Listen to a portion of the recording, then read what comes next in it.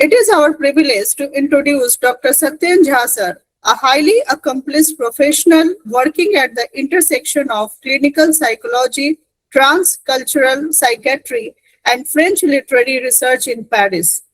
Dr. Jha sir serves as a clinical psychologist and psychoanalyst at the Mental Health Center Minkowska in Paris, a renowned institution specializing in transcultural psychiatry and providing mental health care to diverse and migrant populations.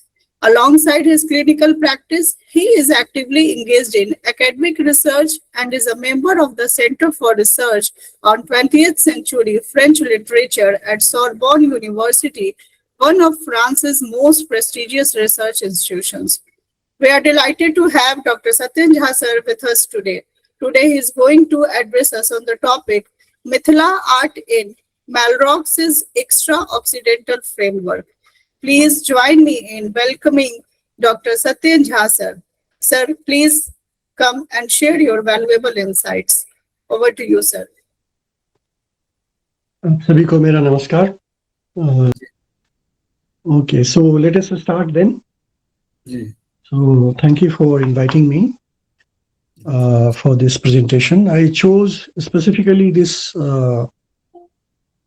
topic because there is a long history of Mithila art or Madhupani paintings, or let's say the Mithila culture, which is related to France, but very few people know about it.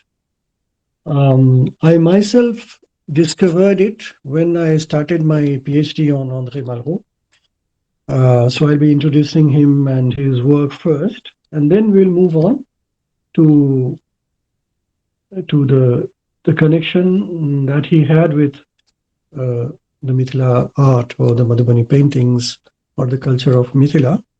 So there was a direct connection and there was an indirect connection. There was an intellectual connection and a spiritual connection. So in 15-20 minutes, whatever time I have, I will try my best to deliver everything that I know about this subject.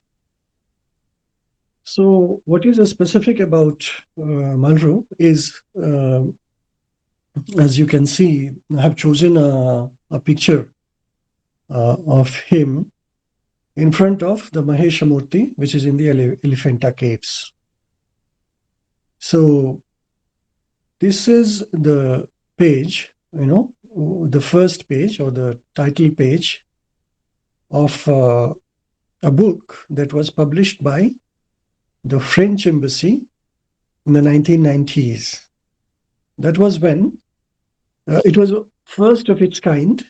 It was to remember Malraux and his connection with India. Why did they choose this picture? Because he went to the Elephanta Caves and he was so absorbed by this image of Maheshamurti that he stood there contemplating for many long minutes. And in one of his books, which is his autobiography, which he calls Anti-Memoirs, he talks about his visit to Maheshamurti, and he refers about Maheshamurti in almost all his books, related to art.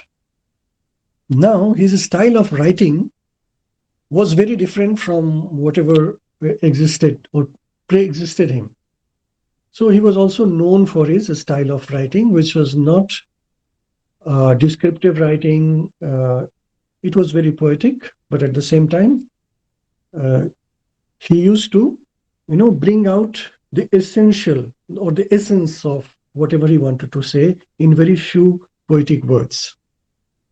Okay.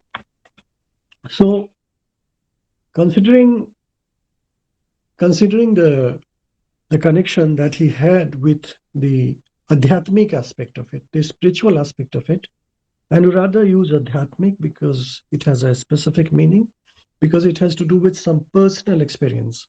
And whatever he experienced, it was very personal. It was not something he just copied and pasted, as many of the intellectuals in those days used to do, and even continue to do it.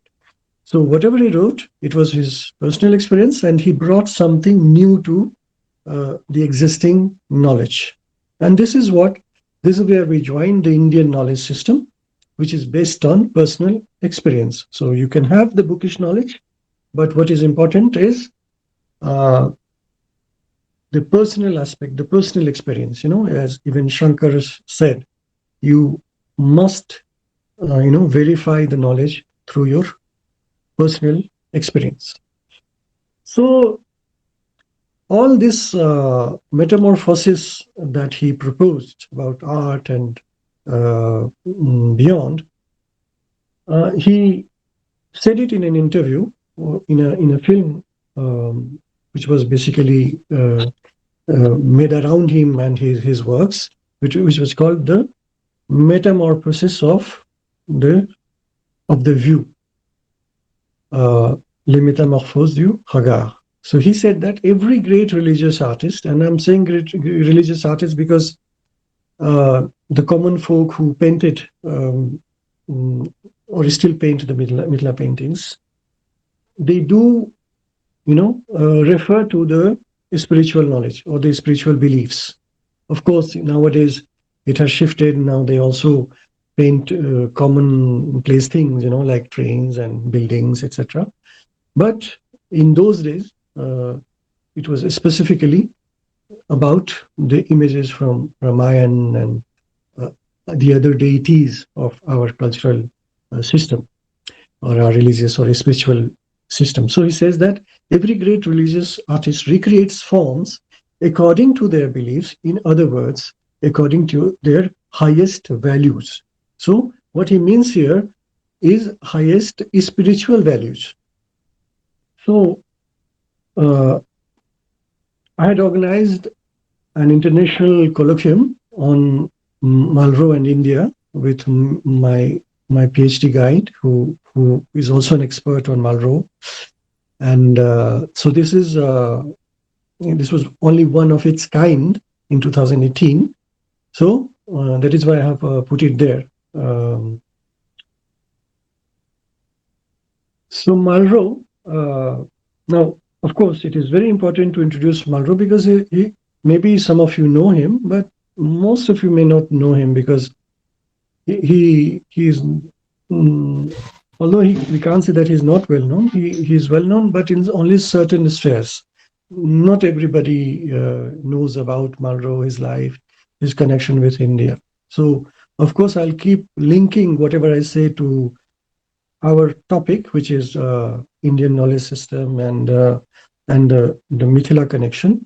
But I need to introduce you to the personality, how he got introduced to the Indian thought system and India in general. So he was born in 1901 in the suburb of Paris. So you know that the World War started around 1914. In 1914, so at that time he was an adolescent. So in the beginning years, his grandfather introduced him to Buddhism, and unfortunately, his grandfather had committed suicide. And at that time, Buddhism was considered, for various reasons, as something, a negative type of philosophy about life. Of course, it all changed thanks to new translations and new research works. So he was introduced to Buddhism, but then he introduced himself to the Bhagavad Gita at the age of 18, which he read and kept referring to it for a very long time. And this is how he got interested to the philosophy of Advaita Vedanta, about which he writes in the Auntie Memoirs and in various other interviews. And he has had a lot of exchanges, letters and discussions and interviews. So he keeps talking about that. And he had tried to learn Sanskrit at the INALCO, which is the institute where the only institute where Sanskrit was taught at that time, at the basic level. Of course, there was a chair of Sanskrit at Sorbonne, but at that time, the teaching of Sanskrit was at the basic level was done um, at Dina Inalco, Institute for Foreign Languages at that time, and he had a fair understanding of Sanskrit, which shows in his writings, where he talks about specific things, a particular word, what does it mean, and how we should understand. For example, he does understand what is nirvana, and which is often translated as illumination, etc. So he specifies. So this was the first introduction, but that was not the only one. But let's say that the best that he could have got at that time, at the age of 15, 16 or 18, he had got it, introduced to the highest level of Indian knowledge system through the Advaita Vedanta of Sri Adi Shankaracharya Bhagavan. And he was, this is very important to understand that it was a period where in Europe there was a huge crisis, intellectual crisis, spiritual crisis, and probably that is what had led to this war. But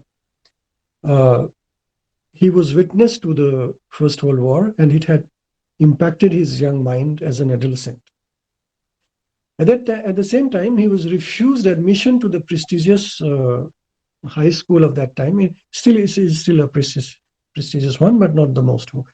But at that time, it was the most prestigious school, high school, and he was refused admission. But he didn't go to any other school, and he decided to move on from there by shunning formal university education and devoted himself to reading, writing, traveling, meeting spiritual leaders, meeting poets, meeting writers, and he cultivated himself without any boundaries. He traveled extensively throughout the world, but in the 1920s, he had already come to India. He had already gone to what was called, like today's Cambodia and all that, which was called at the time, because it was a French colony, it was called the Indochina. So he'd also gone there. Now, even though he didn't have his formal university education, through his high intellectual capacity and his openness towards other cultures and his philosophy, which was very much influenced by the Indian philosophy, he became an eminent writer, a statesman, and he was the first minister of culture under Charles de Gaulle, who got elected and as a president, first president of modern France.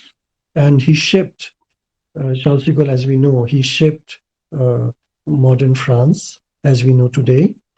And as long as de Gaulle stayed as president, he always said that I want Malraux by my side all the time, to my right.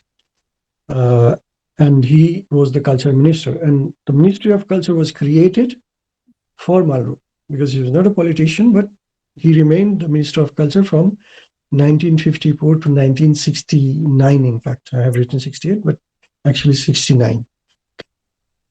So he was one of the rare writers who had an understanding of Indian thought and culture as much as through the writings and his visits. So he didn't only read second-hand books or books written on India by people who didn't necessarily have a direct connection or a direct knowledge of it.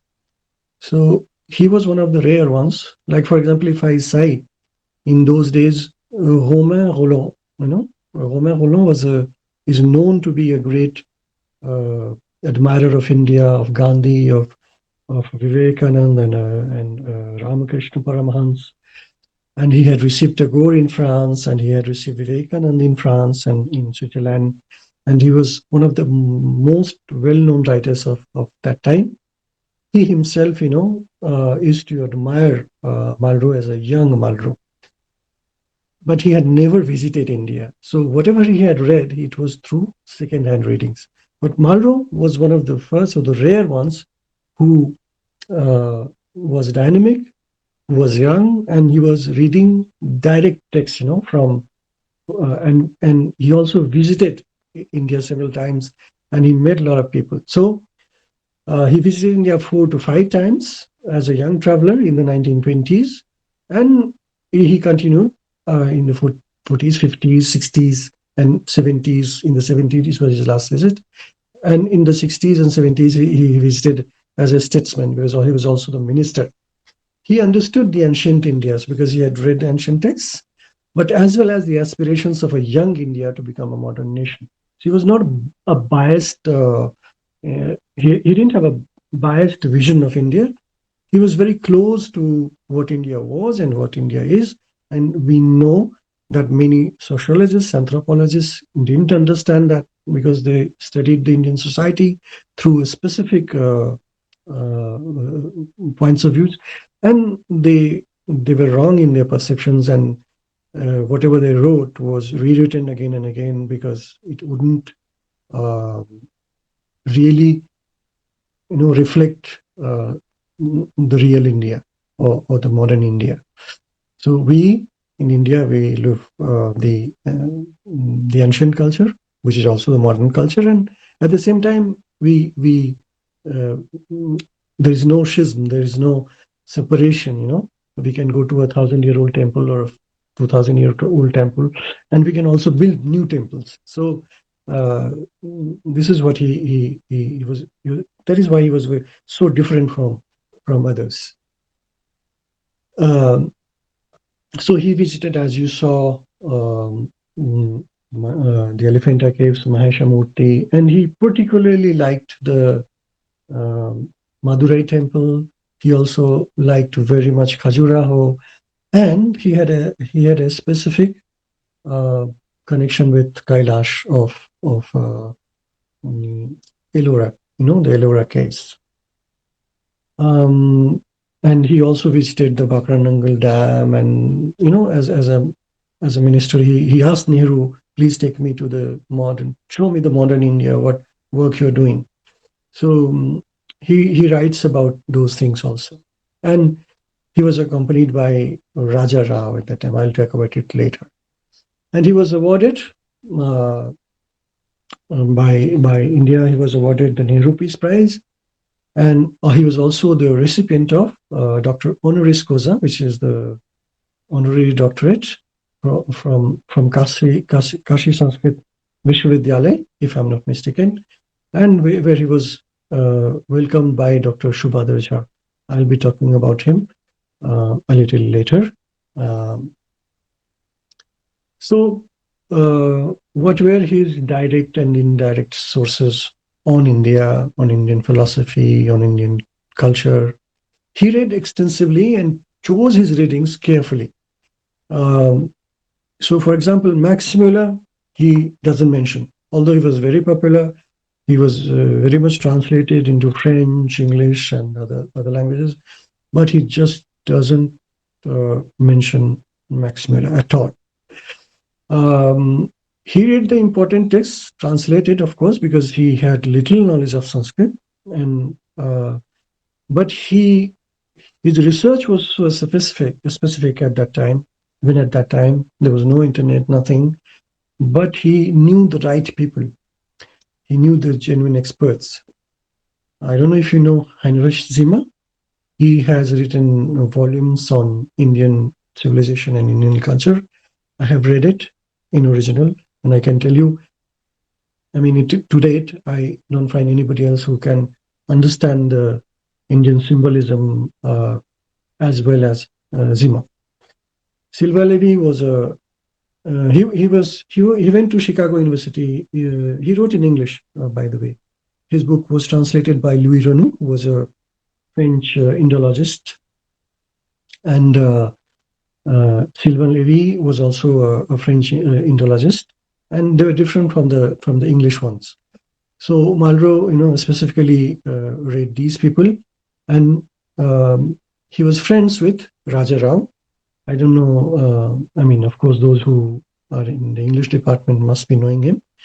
But Raja Rao used to live in France for a very long time, and he was a very close friend of Andre Malraux. And this must be new for many of you. And those who have read The Serpent in the Robe will be surprised to know that he had written the book keeping in mind Malraux as the interlocutor, as he as if he was writing to him and talking to him. And this he himself says in a book or in a collection of articles that he entitled "The Meaning of India." If you can grab it, it will be certainly a great read, and it has two articles on Malraux. He was friends with Nehru, and Nehru mentions about him in The Discovery of India, and he mentions about his meetings with Nehru in his anti-memoirs. While Jayaprakash Narayan visited France, he specifically came to meet Andre Malraux, and later on, when he was imprisoned during the emergency, in his prison diary, he mentions about Malraux and reading his anti-memoirs in the prison. He had met a number of times, I think, Dr. Radhakrishnan, of course, as a statesman, but otherwise also. He claims to have met Sri Aurobindo, but that claim, I don't know how much is it true, because I didn't find any evidence, direct evidence of it, but there was a connection of Malraux with the Sri Aurobindo ashram in Pondicherry, Auroville, and for the centenary of Sri Aurobindo's, he was invited to inaugurate, but I don't think he went. But anyway, there are letters that were exchanged, and I have read those letters. When he went to India, I think in the 1950s or 60s, I don't remember exactly, he had given Nehru a list of people that he wanted to meet. And surprisingly, in that list, there was Ma Anandabai, who used to live in Banaras in those days. And that meeting didn't happen for security reasons, but that speaks highly of his knowledge of the Indian knowledge system, spiritual knowledge system. When he was the minister, he organized exhibitions on Indian art, and there was a huge exhibition that was in the 1960s, and he invited Nehru to inaugurate it, and that was mainly sculptures at that time, but later on he invited other people, the painters, many painters, and I could read in his library, there were some 3,000 books on art, and there are a lot of books on Indian art, and that is where I also found a volume on Mithila art. Now, this is a picture of a collage of his writings, and he had written many novels. Among the novels, The Human Condition, or La Condition Humaine in French, till very late, in the 2000, if I remember, it was among the top 100 novels of all times, and it was the highest literary prize, the Goncourt Prize, was given to him. That year, he was also nominated for the Nobel Prize for Literature, but another Frenchman, Albert Camus, got it, but when he received the prize, he said that it was Malraux who must have got this prize, and he used to admire a lot. Other than that, other than the novels, he has written in 2 volumes his autobiographical writing, which he calls anti-memoirs, because he was always in the belief that the life of a human being is not in cannot be linear, because a man isn't what he has done, but he is also all that he wants to do. So that is why he called them anti-memoirs. Uh, and you will see that he, starts in the 1960s or 70s, then goes back to the 20s, and he keeps doing it all the time. And even in his other writings, the writings on the art, you will find the same thing. On writings on art has several volumes, as you can see in the picture, um, and he used art as an attempt to uh, show that it is the highest expression of human greatness, is human spiritual greatness, and at the same time he wanted to free art from the Eurocentric vision. He that is why he I mentioned in the beginning that extra-Occidental, which is extra-European framework, because for him art was universal. Uh, all over the world, humanity used art to express their highest values, and from that point of view, um, he could use art to bind the whole humanity in just one thread. Just imagine the devotion that he had. Um, Andrew Malraux's life was full of trauma. As I said, he lost his grandfather, father. He lived with his mother in the beginning, then all alone, and then he lost his children when he was married, and he lost his children, both his children, in an accident, a car accident. They were only 16, 17. And so he also had suffered from depression. But despite all that, uh, he was so devoted to the cause that he used to work, day and night. Just imagine the amount of work that he did to write his volumes on art, and all the photographs that you see, uh, you know, uh, are the photographs that he was using to illustrate his writings, the first volume of his writings on art, and which he had called The Psychology of Art. Later on, he changed the title of the book, because as he continued, but the first volume was called The Psychology of Art, and it really included um, images uh, of art forms, chefs d'oeuvres, masterpieces from across the world.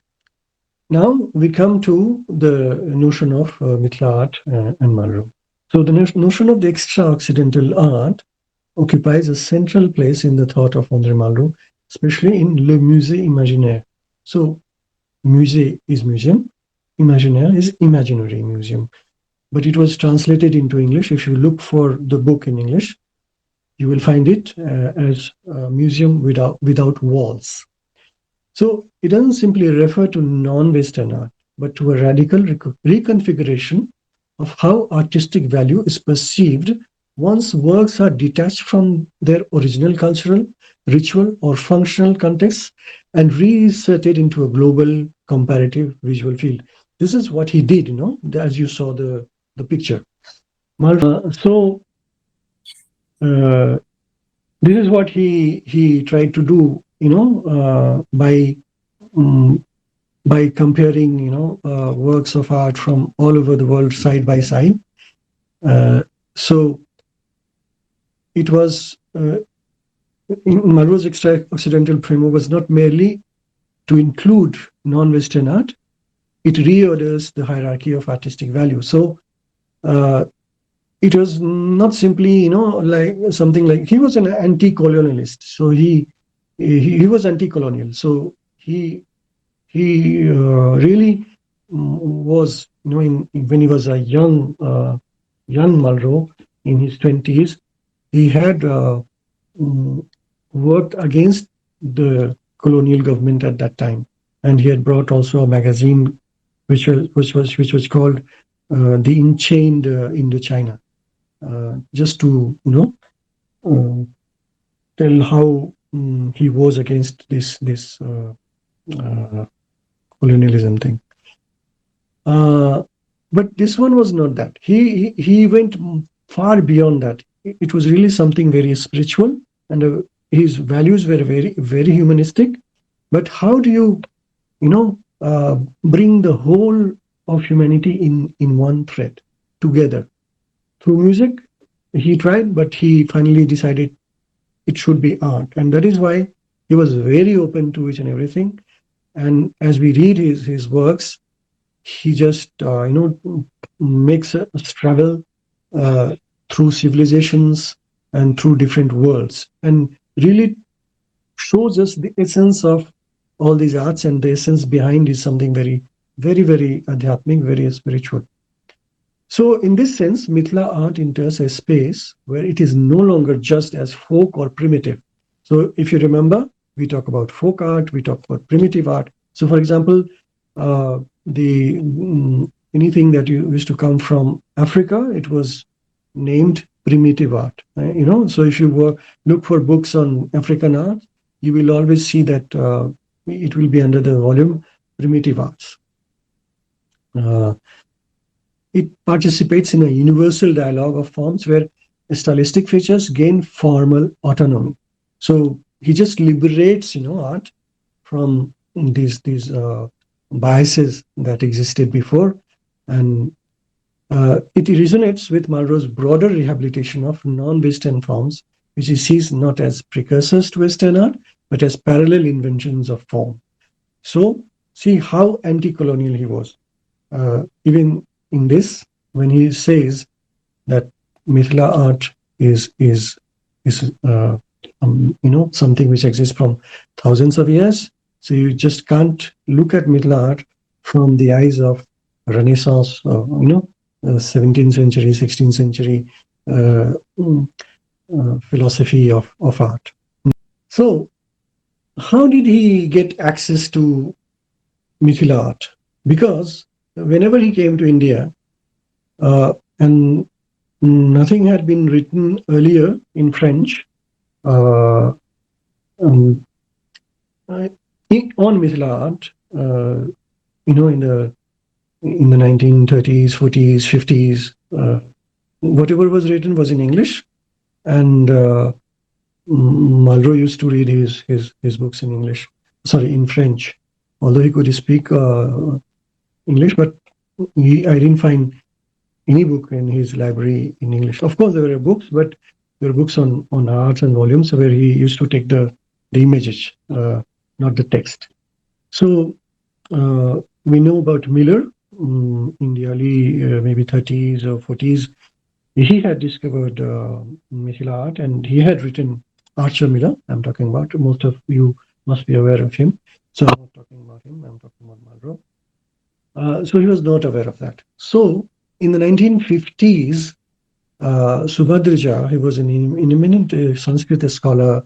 He was, he has written on Mathli grammar.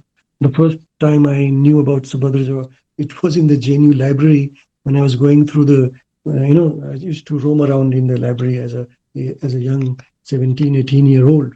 I was doing my BA in French at that time.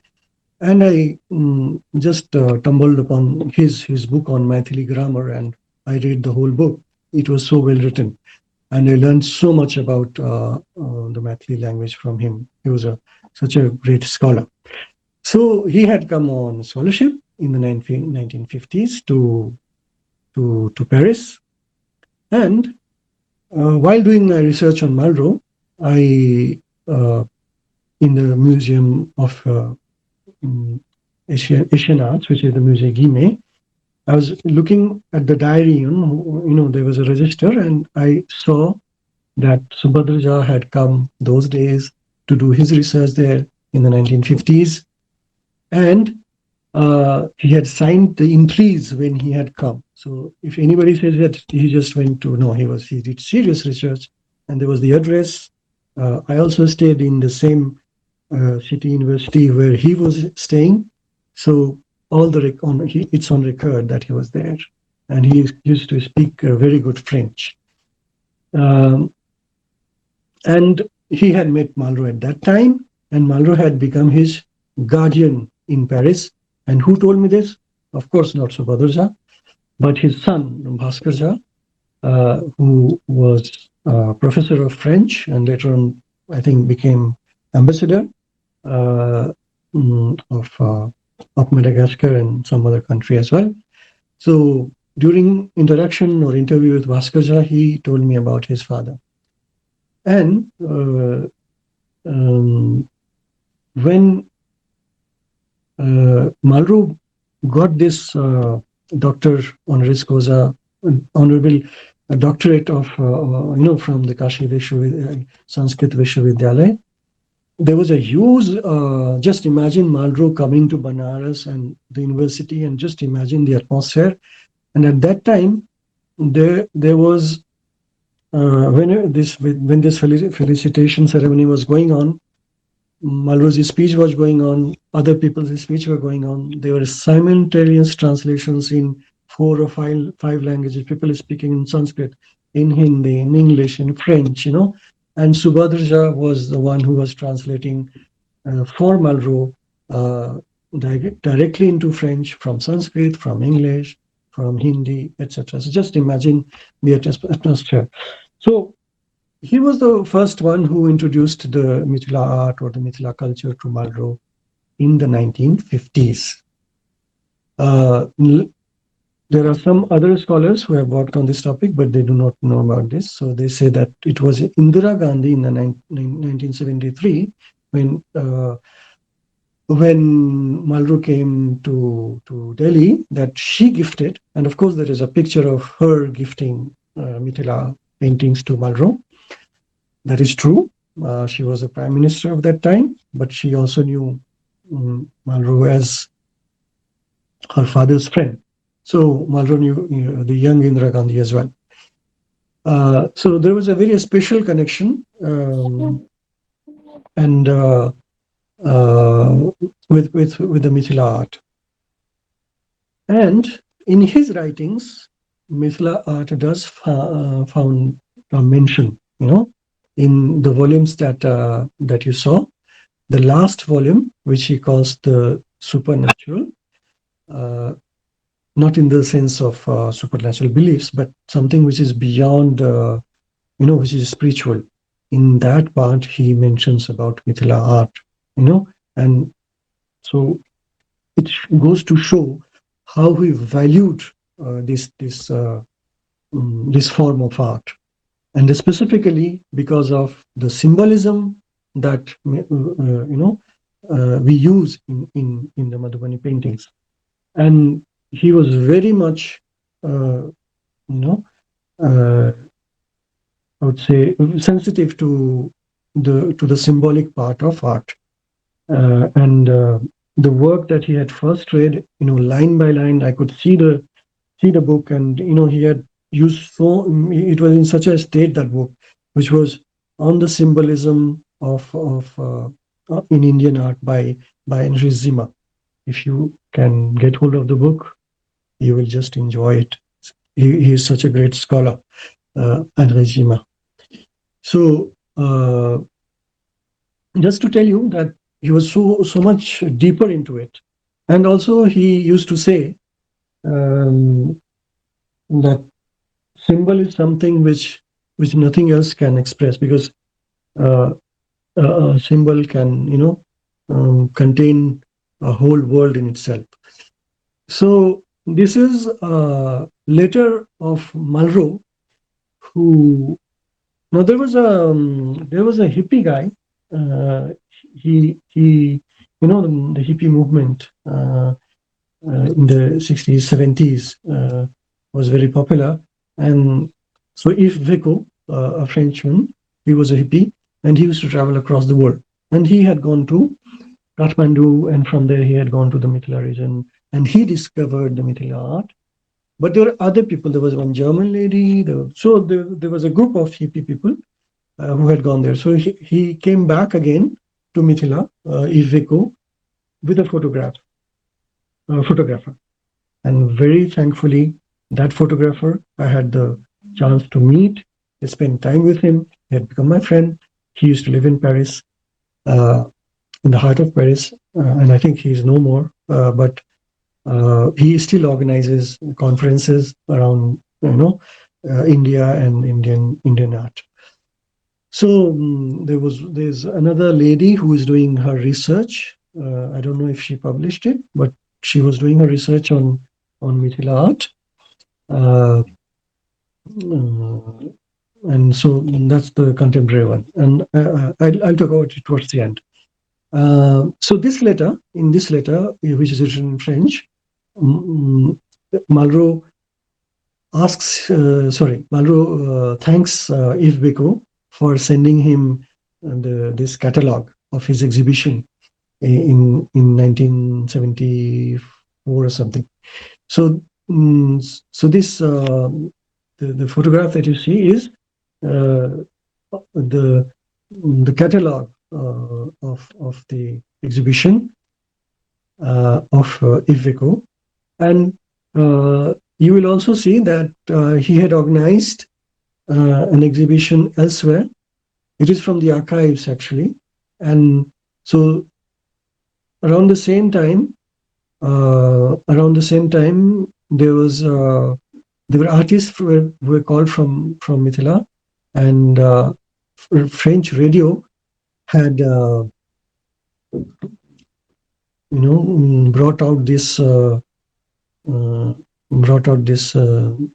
this album on Vidyapati's songs, Ganga Stuti and all, which is there. It's a very nice volume. And there was also a film which was shown on Mithila.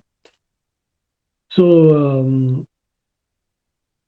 this photograph is by Martine Lecause, who is a French lady who I met here in France. She spent a lot of time in Mithila learning this art. So after Yves Beko, I already told you about Yves Beko, but there are others, like the one I talked about, who is doing her PhD. But at the same time on Mithila, but at the same time, this lady is very particular, and she's the one who organizes from time to time her own exhibition of her own paintings, which is done in the Madhubani style. So very, very dedicated, and she also helps. There is an association. So there are several people who are in that, and she is also the one, and she helps Mithila artists from the Mithila, those who are in need, and they also run a school. So I think I have taken a lot of time. So thank you very much, and if there are questions, you're most welcome to ask them.